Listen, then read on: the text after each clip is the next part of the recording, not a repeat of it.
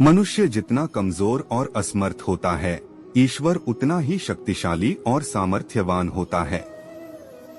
व्यक्ति की अटूट श्रद्धा और विश्वास उस ईश्वर की कृपा को प्राप्त करने का जरिया बनता है।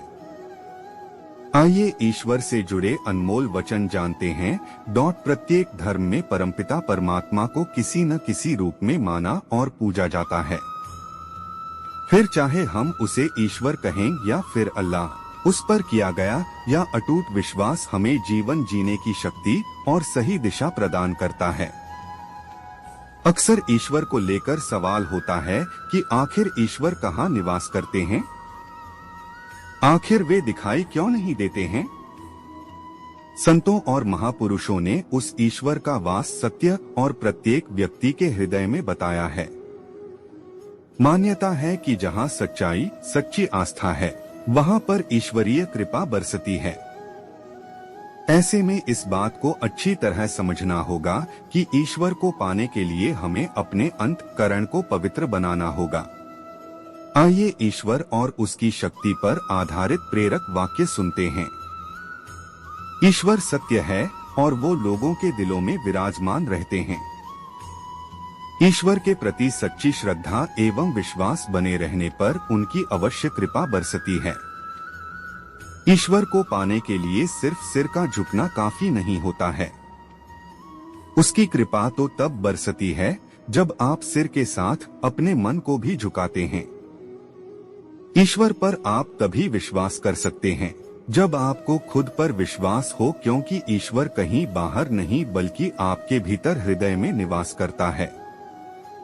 जिस प्रकार दूध में मौजूद होते हुए भी घी किसी को नहीं दिखाई नहीं देता है, फूल में गंध होने के बाद भी नजर नहीं आती है, उसी प्रकार हमें अपनी बुराई, दूसरे की भलाई, बीज में छिपा वृक्ष और सभी जगह मौजूद ईश्वर नजर नहीं आता है। जिस प्रकार जहाज किसी भी दिशा में क्यों न जाए, कंपास की सुई हमेशा उत्तर दिशा की ओर बनी रहती है, उसी प्रकार यदि व्यक्ति कहीं भी जाए लेकिन उसका मन भगवान की ओर बना रहे तो उसे जीवन में किसी प्रकार का भय नहीं रहता है। ईश्वर का ध्यान कर लेने पर मनुष्य का आकार वही रहता है, परंतु उससे अशुभ कर्म नहीं होते। अर्थात जो व्यक्ति अपना सब कुछ ईश्वर को समझकर सांसारिक कार्य करता है वो कभी गलत कार्य नहीं करता। ईश्वर का दर्शन कर लेने पर मनुष्य फिर जगत संसार के जंजाल में नहीं पड़ता। ईश्वर को छोड़कर एक क्षण भी उसे शांति नहीं मिलती। एक क्षण भी ईश्वर को छोड़ने में मृत्यु कष्ट होता है। जो ईश्वर में नित्य डूबा रहता है उसकी प्रेमा भक्ति कभी नहीं सूखती, परंतु 2-1 दिन की भक्ति से ही जो संतुष्ट तथा निश्चिंत रहता है, सीके पर रखे हुए रिश्ते घड़े के जल के समान वह भक्ति 2 दिन बाद ही सूख जाती है। जगत में ईश्वर व्याप्त हैं, पर उनके पाने के लिए साधना करनी पड़नी है। जिस मन से साधना करनी है वही यदि विषयासंवत हो जाए तो फिर साधना असंभव ही समझो। जल में नाव रहे तो कोई हानि नहीं, पर नाव में जल नहीं रहना चाहिए। साधक संसार में रहे तो कोई हानि नहीं, परंतु साधक के भीतर संसार नहीं होना चाहिए। मन और मुख को एक करना ही साधना है। ईश्वर महान होने पर भी अपने भक्त का तुच्छा उपहार प्रेम पूर्वक प्रसन्न होकर ग्रहण करते हैं। ईश्वर में भक्ति और अटूट निष्ठा करके संसार का सब काम करने में जीव संसार बंधन में नहीं पड़ता। जो ईश्वर का चरण कमल पकड़ लेता है वह संसार से नहीं डरता। ईश्वर के चरण कमल पकड़कर संसार का काम करो, बंधन का डर नहीं रहेगा। पहले ईश्वर प्राप्ति का यत्न करो, पीछे जो इच्छा हो कर सकते हो। ईश्वर के पास जाने के अनेकों उपाय हैं, सभी धर्म इसी के उपाय दिखला रहे हैं। हे मनुष्यों, तुम संसार की बातों में भूले बिसरे यह सब छोड़कर जब तुम भगवान के लिए रोओगे तो प्रभु उसी समय आकर तुम्हें अपनी गोद में ले लेंगे। ईश्वर को देखना चाहते हो तो माया को हटा दो। इस सत्य को धारण करो कि भगवान पराये हैं, न तुमसे दूर हैं और न दुर्लभ ही हैं। जिसने तुम्हें यहाँ भेजा है उसने तुम्हारे भोजन का प्रबंध पहले से कर रखा है। जिसकी साधना करने की तीव्र उत्कंठा इच्छा होती है, भगवान उसके पास सद्गुरु भेज देते हैं। गुरु के लिए साधकों को चिंता करने की आवश्यकता नहीं पड़ती। मनुष्य देखने में कोई रूपवान, कोई कुरूप, कोई साधु, कोई असाधु दिखते हैं, परंतु उन सबके भीतर एक ही ईश्वर विराजते हैं। ध्यान करना चाहते हो तो 3 जगह हर सकते हो, मन में, घर के कोने में और वन में। दुष्ट मनुष्य में भी ईश्वर का निवास है, परंतु उसका संग करना उचित नहीं। ऐसे मनुष्यों से जो उपासना से ठट्ठा करते हैं, धर्म तथा धार्मिकों की निंदा करते हैं, एकदम दूर रहना चाहिए। दूध में मक्खन रहता है पर मथने से ही निकलता है, वैसे ही जो ईश्वर को जानना चाहे वह उसका साधन भजन करे। एक ज्ञान, ज्ञान, बहुत ज्ञान, अज्ञान, ईश्वर साकार निराकार और क्या क्या है यह हम लोग नहीं जानते। तुम्हें जो अच्छा लगे उसी में विश्वास कर, उसे पुकारो, तुम उसी के द्वारा उसे पाओगे। मिस्री की डली चाहे जिस ओर से, चाहे जिस ढंग से तोड़कर खाओ, मीठी ही लगेगी। उसी प्रकार मन सफेद कपड़े के समान है, इसे जिस रंग में डुबाओगे वही रंग चढ़ जाएगा। मन को स्वतंत्र छोड़ देने पर वह नाना प्रकार के संकल्प विकल्प करने लगता है, परंतु विचार रूपी अंकुश से मारने पर वह स्थिर हो जाता है। हरिनाम सुनते ही जिसकी आँखों से सच्चे प्रमाश्रु वह निकलते हैं, वही नाम प्रेमी है। डुबकी लगाते ही जाओ, रत्न अवश्य मिलेगा। धीरज रखकर साधना करते रहो, यथा समय अवश्य ही तुम्हारे ऊपर ईश्वर की कृपा होगी। फल के बड़े होने पर फूल अपने आप गिर जाता है, इसी प्रकार देवत्व के बढ़ने से नरत्व नहीं रहता। मनुष्य तभी तक धर्म के विषय में तर्क वितर्क करता है जब तक उसे धर्म का स्वाद नहीं मिलता। स्वाद मिलने पर वह चुपचाप साधन करने लगता है। ईश्वर के अनंत नाम है, अनंत रूप हैं, अनंत भाव हैं। उसे किसी नाम से, किसी रूप से और किसी भाव से कोई पुकारे वह सबकी पुकार सुन सकता है, वह सबकी मन कामना पूरी कर सकता है। पुस्तकें 1000 पढ़ो, मुख से 1000 श्लोक कहो, पर व्याकुल होकर उसमें डुबकी नहीं लगाने से उसे पा न सकोगे। पहले ईश्वर को प्राप्त करने की चेष्टा करो, गुरु का विश्वास करके कुछ कर्म करो। गुरु न हो तो भगवान के पास कुल प्राण से प्रार्थना करो, वह कैसे हैं यह उन्हीं की कृपा से मालूम हो जाएगा। सांसारिक पुरुष धन, मान, विषयादि असार वस्तुओं संग्रह कर सुख की आशा करते हैं, परंतु वह सब किसी प्रकार में सुख नहीं दे सकते। भगवान जीव को पाप में लिपटा रहने नहीं देता, वह दया कर झट उसका उद्धार करते हैं। भगवान सबको देखते हैं, किंतु जब तक वे किसी को अपनी इच्छा से दिखाई नहीं देते तब तक कोई उनको देख या पहचान नहीं सकता। पूर्व दिशा में जितना ही चलोगे पश्चिम दिशा उतनी ही दूर होती जाएगी।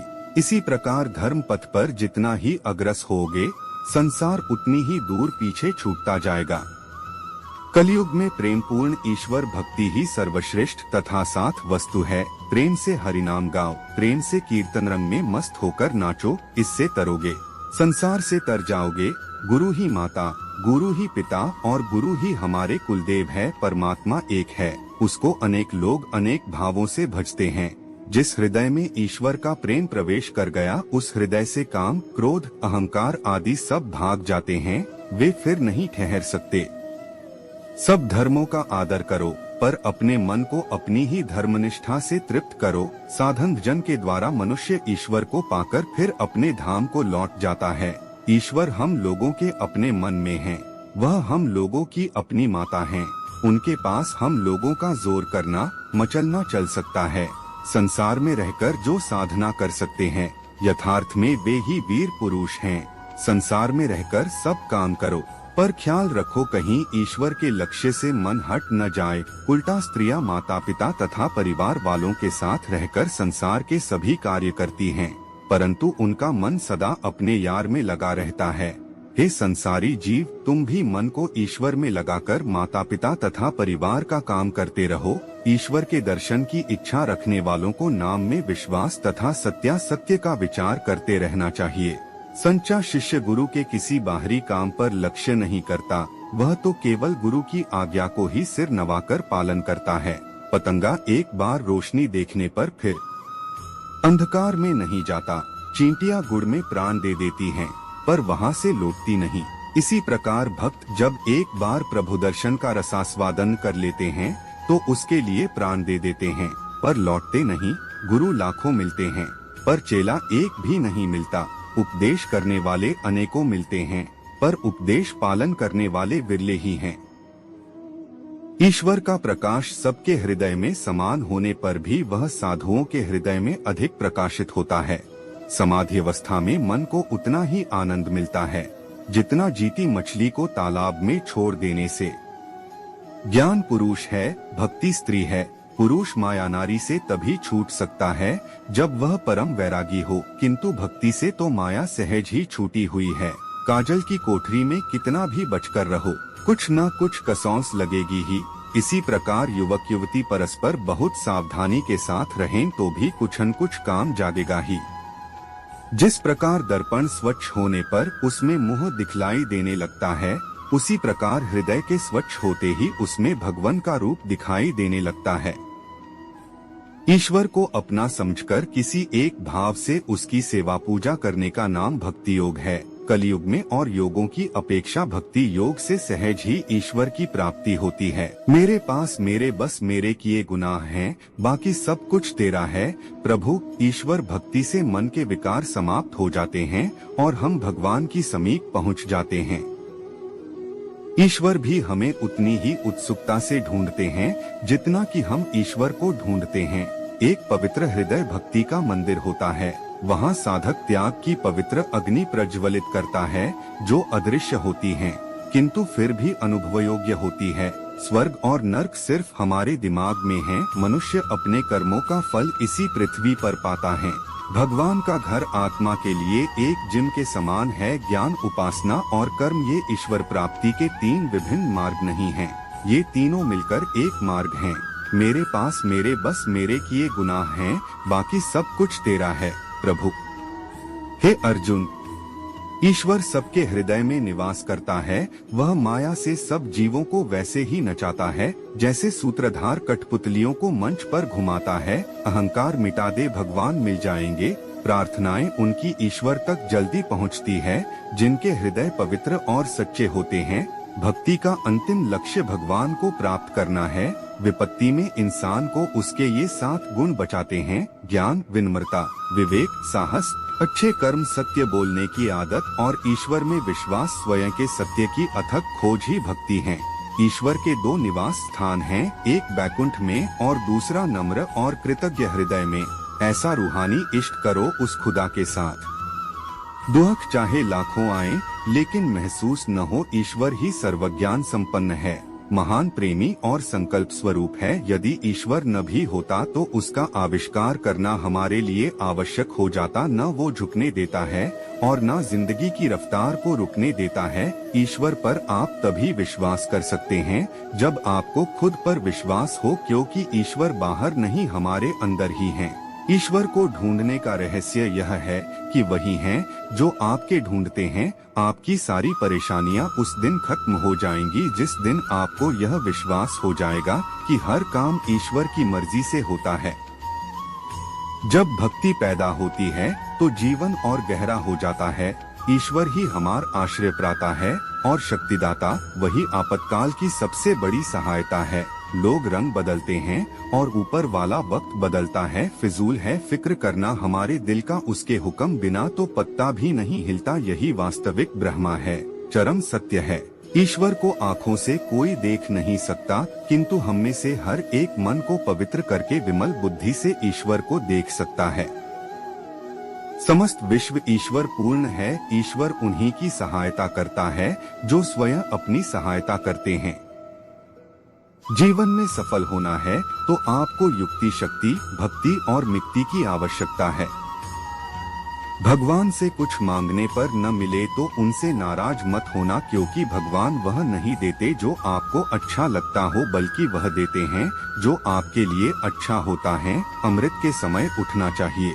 सांसारिक आसक्तियों का त्याग करके भगवान का नाम लेना चाहिए। भगवान का भक्त होने का मतलब यह नहीं कि आप कभी भी गिरेंगे नहीं, पर जब आप गिरेंगे तो भगवान आपको स्वयं थाम लेंगे। बुद्धि सत्य पर विजय प्राप्त करना चाहती है, लेकिन भक्ति सिर्फ सच्चाई को गले लगाती है। एक सत्य स्वरूप परमेश्वर को विद्वान अनेक नामों से पुकारते हैं। अगर मांगना ही है तो ऊपर वाले का सहारा मांगो जो बुरे वक्त में साथ देता है। मैं ईश्वर से डरता हूँ, ईश्वर के बाद मुख्यतः उससे डरता हूँ जो ईश्वर से नहीं डरता। अगर नीयत अच्छी होती है तो भक्ति भी अच्छी होती है। एक व्यक्ति ने हाथ उठाकर ईश्वर से प्रार्थना की, हे ईश्वर मुझे धैर्य दे और जल्दी दे, खाली पेट वाले आदमी के लिए भोजन ही परमात्मा है। परमात्मा की महती शक्ति का दर्शन तूफान के मध्य शीतल मंद समीर के रूप में होता है, जो उस स्थिति में वहाँ उपस्थित नहीं होता है। भक्ति तब है जब जीवन के साथ आपकी भागीदारी इतनी पक्की है कि आप खुद के लिए मायने नहीं रखते ईश्वर की समस्त सृष्टि से। इसके कण कण से प्रेम करो। यदि आप यह मानते हैं कि आपके अंदर ईश्वर का अंश है तो आप किसी भी असंभव कार्य को कर सकते हैं। ईश्वर की अनुभूति हृदय को है, मस्तिष्क को नहीं। वही करता है, वही करवाता है, तू तो बस ऐसे ही इतराता है। एक सांस भी नहीं तेरे बस का, वही सुलाता है, वही जगाता है। ईश्वर सत्य है और प्रकाश उसकी छाया है। हे भगवान, सुख देना तो बस इतना देना कि जिसमें अहंकार न आए, और दुख देना तो बस इतना कि जिसमें आस्था न टूटे। इस दुनिया से कभी आशा मत करो और भगवान से कभी निराशा मत करो। प्रार्थना करते समय व्यक्ति का मंदिर में होना जरूरी नहीं है, लेकिन प्रार्थना करते समय व्यक्ति के मन में ईश्वर का होना बहुत जरूरी है। जो मिल गया उसका शुक्र करो और जो नहीं मिला उसका सब्र करो। जिसका मन सच्चा और कर्म अच्छा है वही भगवान का सच्चा भक्त है, और ऐसे लोगों पर ईश्वर की कृपा हमेशा बनी रहती है। दूसरों की परेशानी पर खुश न हो, क्योंकि भगवान आपको वही देता है जिसमें आपको ज्यादा खुशी मिलती है। भक्ति हमारे सेवा भाव के माध्यम से व्यक्त की जाती है। एक कवि ने ईश्वर भक्ति की तुलना बाघ से की है। जिस प्रकार बाघ पशुओं का भक्षण करता है, उसी प्रकार ईश्वर भक्ति भी मनुष्यों को फंसाने वाले सारे शत्रुओं का भक्षण कर जाती है। लोभ और क्रोध पूर्णतः नष्ट हो जाते हैं। दुनिया है दिखावे की, इससे दूर रहो और भगवान की भक्ति में चूर रहो। जब तक आप स्वयं पर विश्वास नहीं करते, तब तक आप ईश्वर पर भी विश्वास नहीं कर सकते हैं। जिसकी मर्जी के बिना नहीं हिलता एक भी पत्ता, वो मेरा भगवान सबसे सच्चा। मेरे और भगवान के बीच में बहुत ही खूबसूरत रिश्ता है। मैं ज्यादा मांगता नहीं और वे कम देते नहीं हैं। बस दोस्तों, आज यही तक मिलते हैं फिर अगली वीडियो में। तब तक के लिए आप अपना ख्याल रखिए, और हमारे YouTube चैनल में आप नए हो तो ऐसे ही वीडियो को देखने के लिए हमारे चैनल को सब्सक्राइब करें। धन्यवाद। जय श्री कृष्ण।